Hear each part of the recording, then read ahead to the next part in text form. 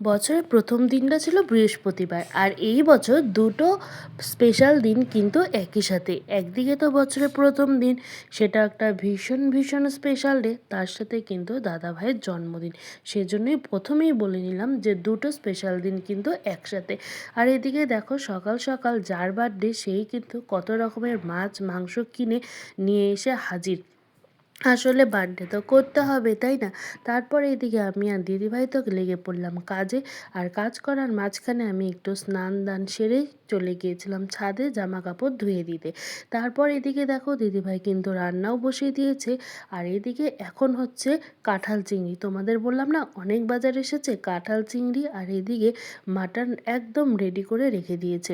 এইদিকে রান্না বান্না হয়ে যাওয়ার পর কিন্তু বার্থডে বয়ের থালাও কিন্তু রেডি। যত রকমের রান্না হয়েছিল সব কিছু সাজিয়ে দিয়ে কিন্তু এখন খেতে দেওয়ার পাল্লা। ভাতে মেনুতে ছিল 5 রকমের ভাজা, ডাল, মাছ, মাংস, সব কিছু। দারুণ একটা আয়োজন। আর এইদিকে তার মধ্যে খুব স্পেশাল একটা জিনিস, যেটা আগে কখনো আমরা বাড়িতে বানায় খাইনি, সেটা হলো আজকে বাড়িতে। কি বলো তো, এই যে বারবিকিউ। আর এইদিকে বারবিকিউ খেতে কিন্তু এত টেস্ট হয়েছিল। তারপরে কিন্তু আমরা খাওয়া দাওয়া সেরে একটু নাচানাচি করছিলাম। আসলে তোমরা ভেবো না যে একদম রাতের খাবার খেয়ে নিয়েছি। ওই যে বারবিকিউ বানানো হলো না, সেটাই কিন্তু খেয়ে নিয়েছি। খাওয়ার পরে এত সুন্দর ঠান্ডা ঠান্ডা হাওয়ার মধ্যে আমরা কিন্তু ভীষণ ভীষণ নাচানাচি করছি। আর এই নাচানাচি করতে করতে যে এত গরম লেগে গেছে তোমাদের আর কি বলবো। সামনে যত জলের বোতল দেখছো, সব জল কিন্তু আমরা ঢকঢক ঢকঢক করে খেয়ে ফেলেছি, কারণ ভীষণ গরম লাগছিল। গরম লাগুক তাতে কি, নাচানাচি আমাদের বন্ধ হবে না, নাচ তো আমাদের করতেই হবে।